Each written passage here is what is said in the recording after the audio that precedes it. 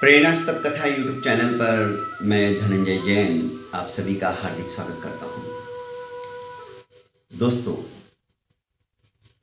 कल हमने एक छोटा सा नया एपिसोड शुरू किया धारावाहिक कहानी के माध्यम से, विधि का लेख। दोस्तों, विधि के लेख को कोई मिटा नहीं सकता है, पर अहंकारी पुरुष, पता नहीं किस बात का अहंकार रहता है, वो सोचता है कि मैं सर्वसमर्थ हूं, मैं सब कुछ कर सकता हूं, विधि के विधान को भी मैं मिटा सकता हूं।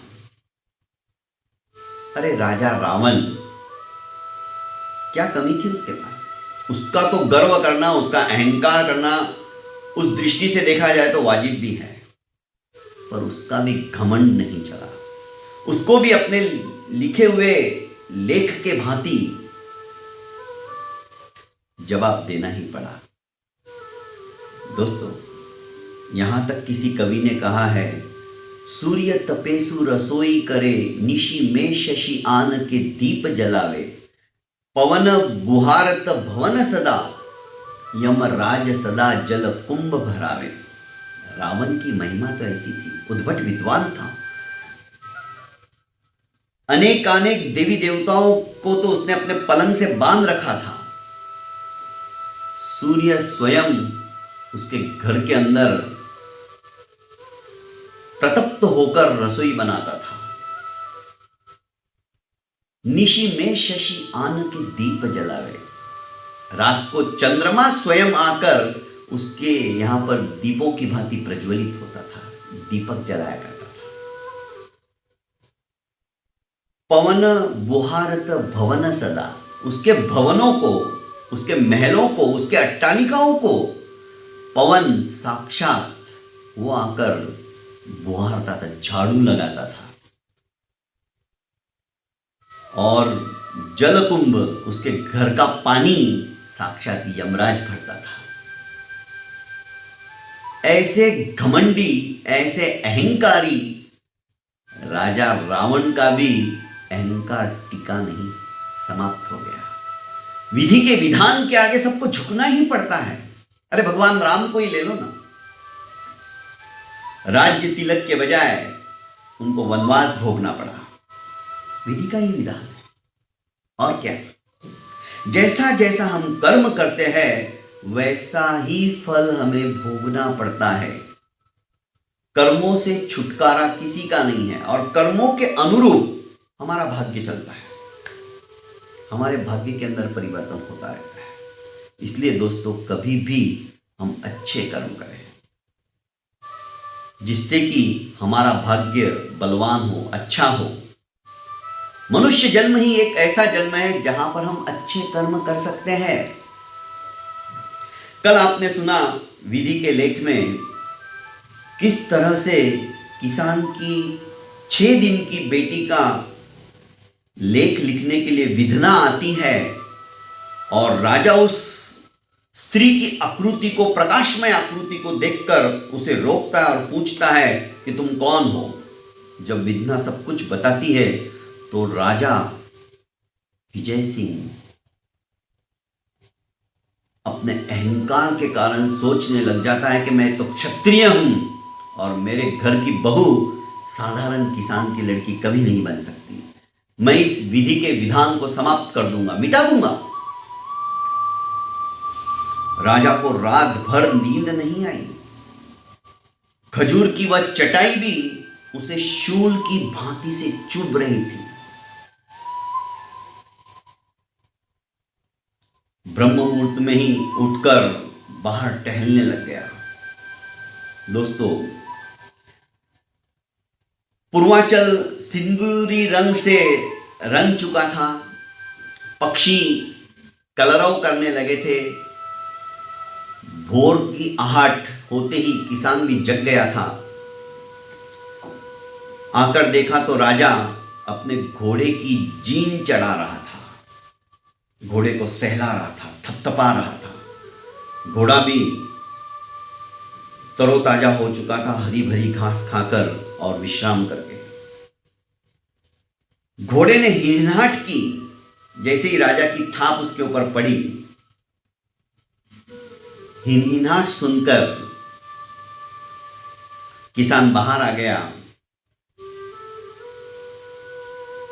किसान ने कहा कि हे शिकारी महोदय, क्या तुम जाने की तैयारी कर रहे हो? पर शिकारी की उस वेशभूषा को देखकर, क्योंकि अंधेरे में तो पहचान नहीं पाया था, राजकीय ठाट बाट की वो भूषा वेश किसी राजकुमार और राजा का ही प्रतीक हो सकता है, ये किसान समझ गया। ये तो कोई राजकुमार या राजा ही है, और मैं तो इसका कुछ भी आदर सत्कार नहीं कर पाया। रात के अंधेरे में तो मैं पहचान ही नहीं पाया। फिर भी प्रकट रूप में उसने कहा कि हे महोदय, आपकी तो मैं कुछ भी सेवा नहीं कर पाया। बस राजा इसी बात की प्रतीक्षा कर रहा था कि कब किसान कुछ बोले। उसने कहा कि किसान भाई, अतिथि देवो भव, पर तुमने तो मेरी सेवा ही की है, मुझे एक दिन का आश्रय दिया है, रुकने का सहारा दिया है, ये क्या कम है क्या? पर हमारी भारतीय संस्कृति कहती कि कोई भी अतिथि अपने घर में रुकता है तो उसको कुछ ना कुछ भेंट वस्तु दी जानी चाहिए। पर यह बात तुम अब भी पूरी कर सकते हो। किसान आश्चर्यचकित हो गया। उसने कहा, मेरे पास भेंट देने के लिए क्या है आपको? कुछ भी तो नहीं है। मैं अत्यंत गरीब हूं, मेरे घर में ऐसी कोई वस्तु भी नहीं है जिससे कि मैं आपको उपहार स्वरूप दूं। राजा ने कहा कि देने के लिए इंसान के पास बहुत कुछ होता है, बस उसकी भावना होनी चाहिए। राजा राजनीति का बहुत बड़ा खिलाड़ी था। साम दाम दंड भेद, चाणक्य की जो चारों नीतियां हैं भली भांति जानता था, क्योंकि राजा जो था उसने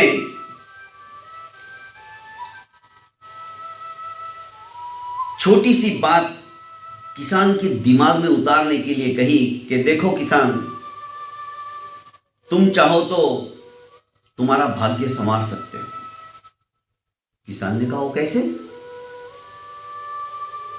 कि मुझे कोई लड़की नहीं है, सिर्फ एक ही लड़का है, पुत्री नहीं है, और तुम्हारे घर में कन्या रत्न है।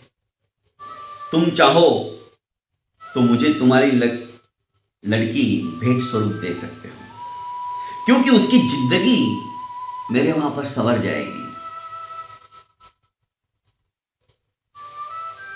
किसान ने कहा कि आप कैसी बात करते हो शिकारी भाई, क्या लड़की भी कोई देने की चीज होती है? क्या भेंट वस्तु है? वो तो कलेजे का टुकड़ा है, कोई भी अपनी लड़की को भला ऐसे कैसे दे देगा?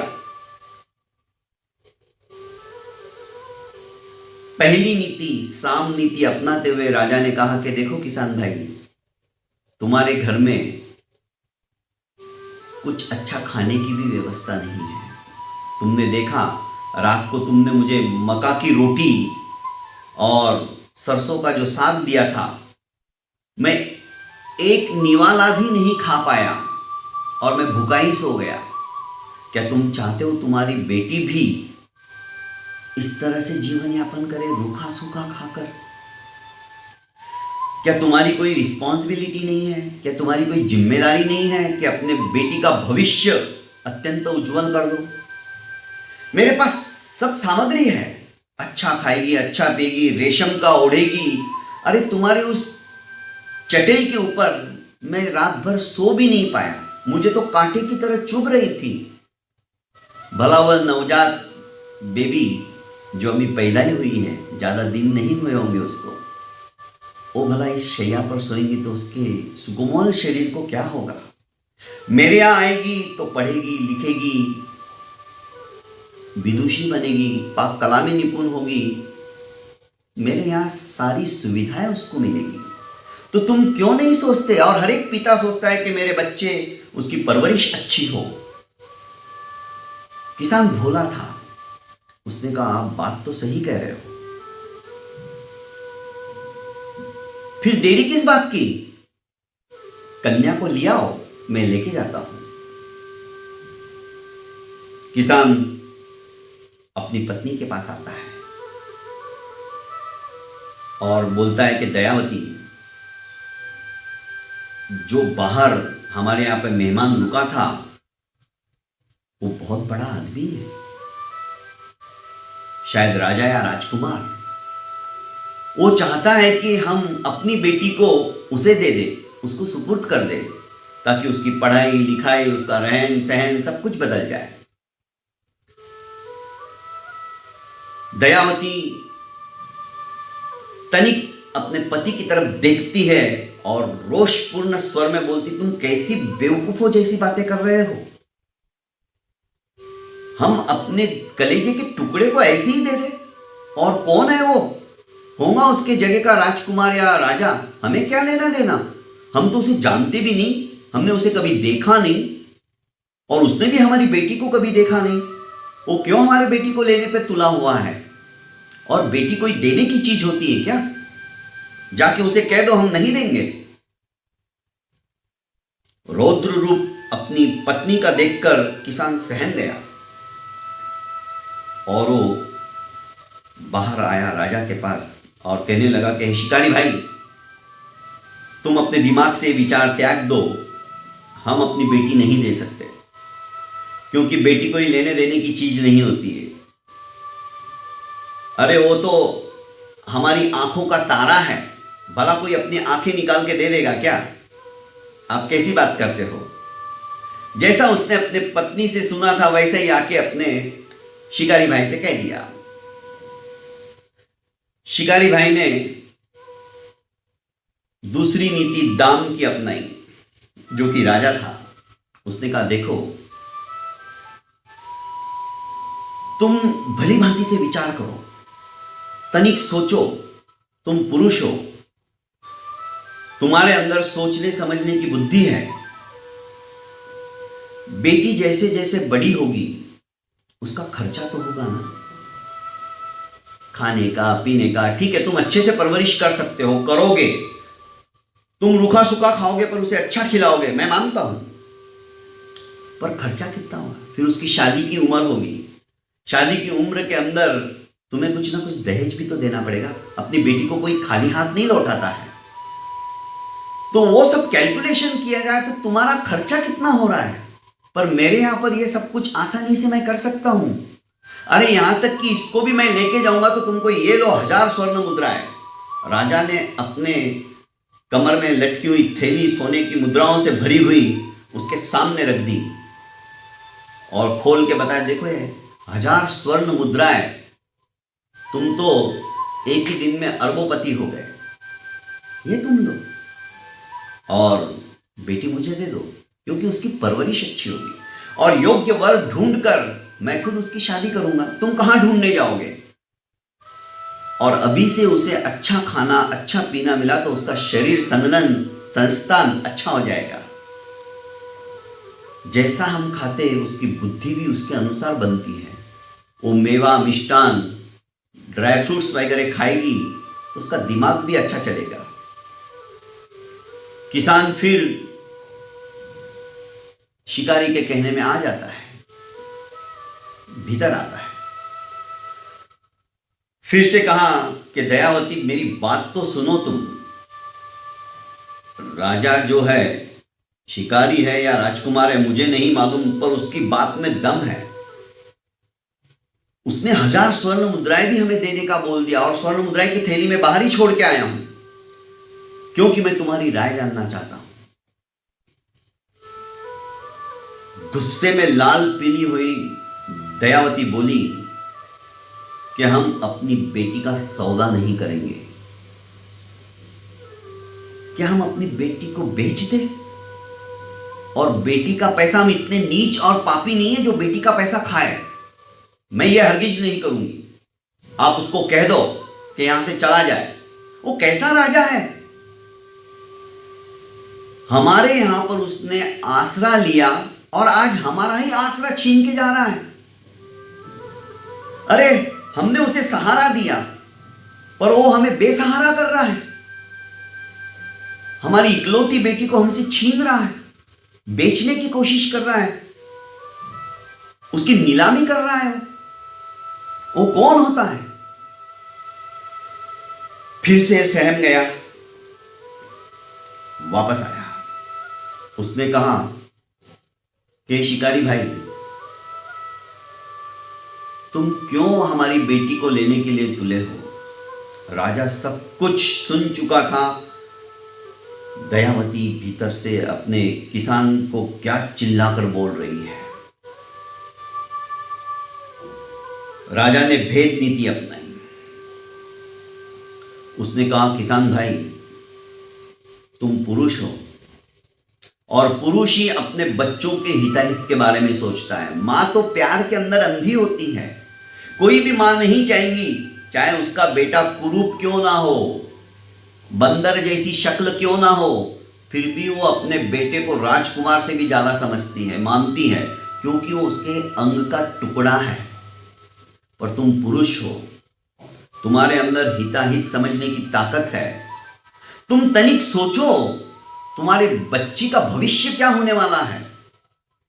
तुम अपनी पत्नी के बहकावे में आकर उलझो मत। तुम खुद अपना निर्णय ले सकते हो। बार बार बार बार तुम भीतर जा रहे हो, उसको पूछ रहे हो, क्या तुम्हें तनिक भी बुद्धि नहीं है? राजा उसके पुरुषार्थ को, उसके पुरुषत्व को बाहर निकालने की कोशिश कर रहा था, उसे उत्तेजित कर रहा था। कई भांति से राजा ने उसको समझाया, समझ गया और फिर से गया दयावती के पास और बोलने लगा कि दयावती, तुम सोचती क्यों नहीं हो, समझती क्यों नहीं हो? अरे सामने वाला पुरुष कोई साधारण पुरुष नहीं है, कोई बड़ा आदमी है। और आज मान लो हमने नहीं भी दिया तो बड़ी होने के बाद तो हमें इसे विदा करना ही पड़ेगा, किसी ना किसी के साथ शादी करा के। बेटी तो होती ही पराया धन है, तुम क्यों नहीं समझती? दयावती ने कहा कि मैं मानती हूं बेटी पराया धन होती है, पर यह उम्र नहीं है उसकी शादी की। वो शादी करके नहीं जा रही है, वो तो हमसे लेके जा रहा है और पता नहीं हम उसका मुंह देखेंगे या नहीं देखेंगे। अरे शादी होने के बाद तो बिटिया वापस ससुराल से पीहर भी आती है 2-3 दिनों के लिए, पर ये वापस आएगी या नहीं आएगी किसे पता। अरे कैसी बात करती हो, ये क्यों नहीं आएंगी? ये भद्र पुरुष दिखता है, ये जरूर हमें मिलाएगा। आप क्यों पागल हो रहे हो? स्वर्ण मुद्राओं को देखकर और उस घोड़े पर बैठे हुए उस शिकारी को देखकर आप इतने भावावेश में मत आइए। वो शिकारी है, याद रखिए। उसे कोई शिकार नहीं मिला तो आज हमारे घर के अंदर शिकार करने की कोशिश कर रहा है। तुम ये क्यों नहीं समझते? शिकारी के मन में दया की, करुणा की भावना कभी नहीं आ सकती। वो क्या हमारे ऊपर दया बता रहा है? किसान की पत्नी दयावती समझदार थी। राजा सब कुछ सुन रहा था।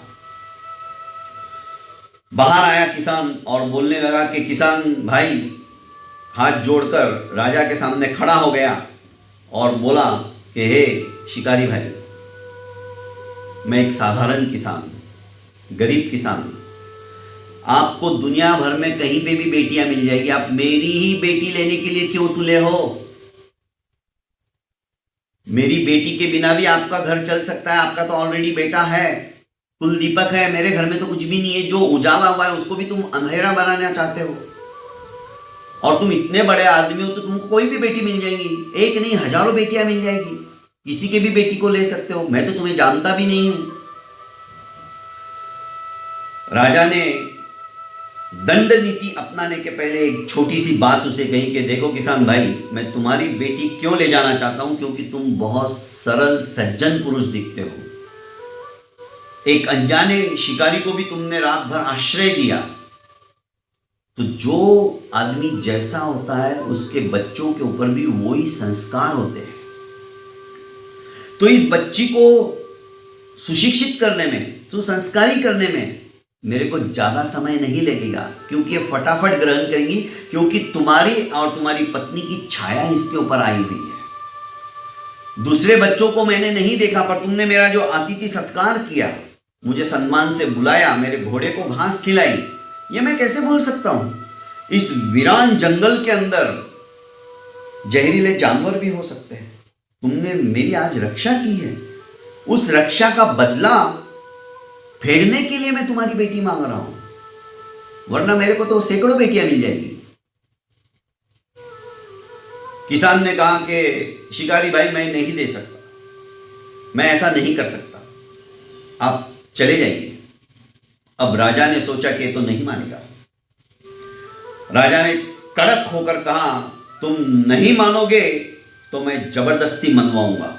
राजा का बदला हुआ रूप देखकर किसान सहम गया। उसने अपनी अंगूठी बताते हुए कहा कि तुम जानते हो मैं कौन हूं? ये राजमुद्रिका देखो, जिस पर मेरा नाम अंकित है, राजा विजय सिंह, और ये राजमुद्रिका है। मैं राजा होते हुए भी दया से तुम्हें समझा रहा हूं, प्रेम से तुम्हें समझा रहा हूं, पर तुम नहीं समझ रहे हो। अब दंड का अधिकारी हो तुम, तुम्हें दंड दिया जाएगा। मेरे यहां से जाते ही सैनिक आएंगे, तुम्हारी जो एक कुटिया है ध्वस्त कर देंगे, तुम्हारी खेती नष्ट कर देंगे, और तुम्हारी बेटी को भी छीन कर मेरे पास लेके आएंगे। तुम क्या समझते हो? किसान सहम गया, थरथर कांपने लगा। रौद्र रूप देखकर वो समझ गया कि राजा तो कुछ भी कर सकता है। उसने हाथ जोड़कर पैर में गिड़गिड़ाते हुए माफी मांगी और कहा कि आप सर्वशक्तिमान हो, आप सब कुछ कर सकते हो,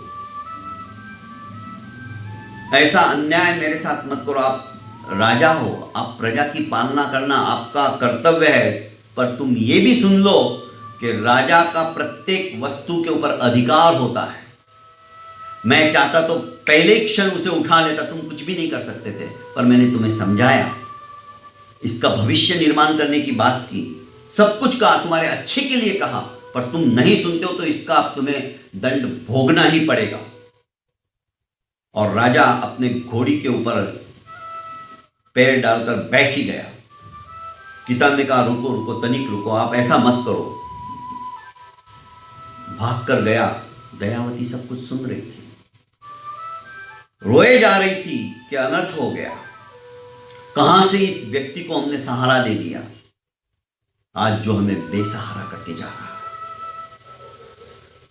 अपनी बेटी को लाल कपड़े में लपेटे हुए रोते रोते उसने किसान के हाथ में दी और कहा, हम कुछ भी नहीं कर सकते, अब हम असहाय हैं। क्या पता विधि के विधान में यही सब कुछ लिखा है। किसान उसको सांत्वना देते हुए कहा कि तुम चिंता मत करो, ऊपर वाले ने चाहा तो तुम्हारी गोद फिर से भर जाएगी, पर आज मुझे भी दुख हो रहा है कि हम अपने कलेजे के टुकड़े को किसी और के हाथों में सौंप रहे हैं। दोस्तों, किसान अपने हाथ में अपने नवजात कन्या को लेकर 6 दिन की नहीं, अब 7 दिन की हो चुकी थी, राजा के हाथ में देता है और रुआसा होने लगता है कि महाराज, आप इसके ऊपर हमेशा सुख की वर्षा करते रहना, इसको गर्म हवा तक न लगे, ऐसा ध्यान रखना, और इससे ज़्यादा मैं कुछ नहीं कह सकता हूँ। राजा ने कहा, मैं भली भांति समझता हूँ, क्योंकि मेरे पास भी एक पुत्र है, तुम निश्चिंत रहो। और राजा अपने घोड़े को ऐड लगाकर चल पड़ता है। दोस्तों, आगे क्या होता है, किस तरह से राजा के मन में क्रूर विचार आते हैं और राजा क्या करने के लिए उद्यत हो जाएगा, ये तो सुनने के पश्चात ही पता चलेगा। मिलते हैं कल फिर से, तब तक के लिए इजाजत चाहता हूँ। बहुत बहुत धन्यवाद।